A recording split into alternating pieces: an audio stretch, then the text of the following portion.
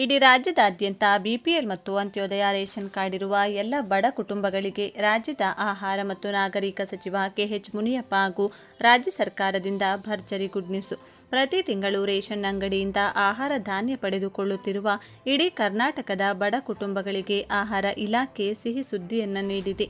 ಇನ್ಮುಂದೆ ನಿಮಗೆ ಈಗ ನೀಡುತ್ತಿರುವ ಯಾವುದೇ ಆಹಾರ ಧಾನ್ಯಗಳು ಮೊದಲಿನಂತೆ ನೀಡಲ್ಲ.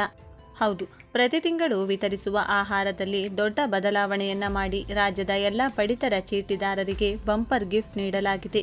ಬನ್ನಿ, ಇಷ್ಟಕ್ಕೂ ನಿಮ್ಮ ಬಳಿ ಈಗಾಗಲೇ ಬಿಪಿಎಲ್ ರೇಷನ್ ಕಾರ್ಡ್ ಇದ್ರೆ ತಪ್ಪದೆ ವಿಡಿಯೋಗೆ ಈಗಲೇ ಒಂದು ಲೈಕ್ ಮಾಡಿ ಹಾಗೂ ಪ್ರತಿ ತಿಂಗಳು ಅಂಗಡಿಯಿಂದ ಆಹಾರ ಧಾನ್ಯ ಪಡೆದುಕೊಳ್ಳುತ್ತಿದ್ರೆ ನಿಮಗೆ ರೇಷನ್ ಅಂಗಡಿಯವರು ಮೋಸ ಮಾಡುವ ಸಾಧ್ಯತೆ ಇರುವ ಕಾರಣಕ್ಕೆ ತಪ್ಪದೆ ಕೊನೆವರೆಗೂ ನೋಡಿ.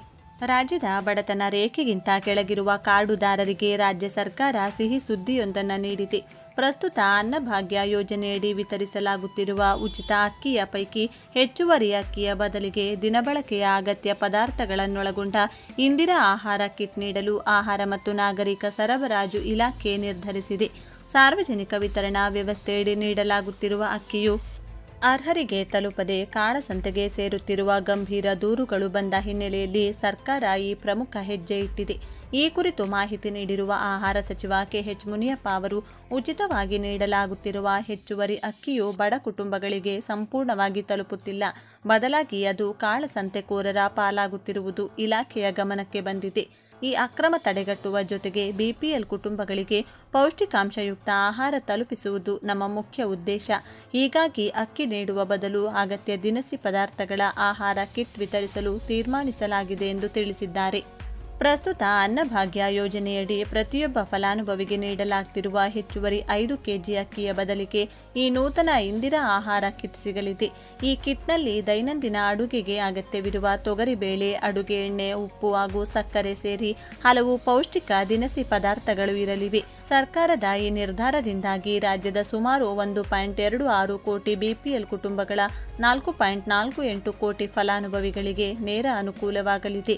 ಈ ಹಿಂದೆ ಕಾಂಗ್ರೆಸ್ ಸರ್ಕಾರ ಅಧಿಕಾರಕ್ಕೆ ಬಂದಾಗ ಅನ್ನಭಾಗ್ಯ ಯೋಜನೆಯಡಿ ಹೆಚ್ಚುವರಿ ಅಕ್ಕಿ ಬದಲು ದಿನಸಿ ಕಿಟ್ ನೀಡಲು ಚಿಂತಿಸಿತ್ತು. ಆದರೆ ತಾಂತ್ರಿಕ ಕಾರಣಗಳು ಹಾಗೂ ಟೆಂಡರ್ ಪ್ರಕ್ರಿಯೆಗಳು ಪೂರ್ಣಗೊಳ್ಳದ ಹಿನ್ನೆಲೆಯಲ್ಲಿ ಆ ಪ್ರಸ್ತಾವನೆಯು ನೆನೆಗುದಿಗೆ ಬಿದ್ದು 10 ಕೆಜಿ ಅಕ್ಕಿಯನ್ನೇ ಮುಂದುವರಿಸಲು ನಿರ್ಧರಿಸಲಾಗಿತ್ತು.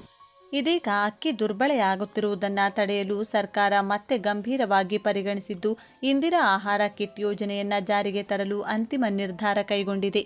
ರಾಜ್ಯದಲ್ಲಿ ಕಳೆದ ಕೆಲವು ತಿಂಗಳುಗಳಿಂದ ನಕಲಿ ದಾಖಲೆ ಸೃಷ್ಟಿಸಿ ಪಡೆದಂಥ ಬಿಪಿಎಲ್ ಕಾರ್ಡ್ಗಳನ್ನು ರದ್ದುಪಡಿಸಿ ಎಪಿಎಲ್ಗೆ ವರ್ಗಾಯಿಸುವ ಕೆಲಸವನ್ನು ಸರ್ಕಾರ ಮಾಡಿತ್ತು. ಈ ವೇಳೆ ಅರ್ಹರ ಬಳಿ ಇರುವ ಬಿಪಿಎಲ್ ಪಡಿತರ ಚೀಟಿಯನ್ನು ರದ್ದುಪಡಿಸಲಾಗಿದೆ ಎನ್ನುವ ಆರೋಪಗಳು ಕೇಳಿಬಂದಿದ್ದವು. ಬಳಿಕ ಎಚ್ಚೆತ್ತ ಸರ್ಕಾರ ಮಹತ್ವದ ನಿರ್ಧಾರ ತೆಗೆದುಕೊಂಡಿತ್ತು. ಬಿಪಿಎಲ್ ಕಾರ್ಡುದಾರರಿಗೆ ಬಿಗ್ ಗುಡ್ ನ್ಯೂಸ್. ಯಾರೆಲ್ಲ ಅರ್ಹರ ಬಳಿಯ ಬಿಪಿಎಲ್ ಕಾರ್ಡ್ ರದ್ದಾಗಿವೆಯೋ ಅಂತವರು ಮತ್ತೆ ಅರ್ಜಿ ಸಲ್ಲಿಸಿ ವಾಪಸ್ ಪಡೆಯಲು ಅವಕಾಶ ಕಲ್ಪಿಸಲಾಗಿದೆ.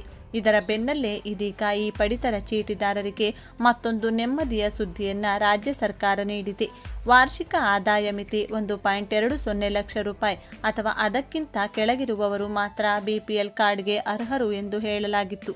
ಆದರೆ ಇದೀಗ ಇದನ್ನು ಹೆಚ್ಚಳ ಮಾಡುವ ಮಹತ್ವದ ನಿರ್ಧಾರಕ್ಕೆ ಕೈ ಹಾಕಿ ಬಿಪಿಎಲ್ ಕಾರ್ಡ್ ಪಡೆಯಲು ರಾಜ್ಯ ಸರ್ಕಾರ ನಿಗದಿಪಡಿಸಿದ್ದ 1.20 ಲಕ್ಷ ರೂಪಾಯಿ ವಾರ್ಷಿಕ ಆದಾಯದ ಮಿತಿಯನ್ನು ಆಡಳಿತ ಸುಧಾರಣೆ ಆಯೋಗದ ಶಿಫಾರಸಿನಂತೆ 3 ಲಕ್ಷ ರೂಪಾಯಿಗೆ ಹೆಚ್ಚಳ ಮಾಡಲು ಕ್ರಮ ಕೈಗೊಳ್ಳಲಾಗುತ್ತಿದೆ ಎಂದು ತಿಳಿಸಿದರು. ಒಟ್ಟಿನಲ್ಲಿ ಆದಾಯ ಮಿತಿಯನ್ನು ಹೆಚ್ಚಳ ಮಾಡುವ ಕ್ರಮಕ್ಕೆ ಮುಂದಾಗಿದ್ದು, ಇದರಿಂದ ಬಿಪಿಎಲ್ ಕಾರ್ಡುದಾರರಿಗೆ ಬಿಗ್ ಗುಡ್ ನ್ಯೂಸ್ ಸಿಕ್ಕಂತಾಗಿದೆ.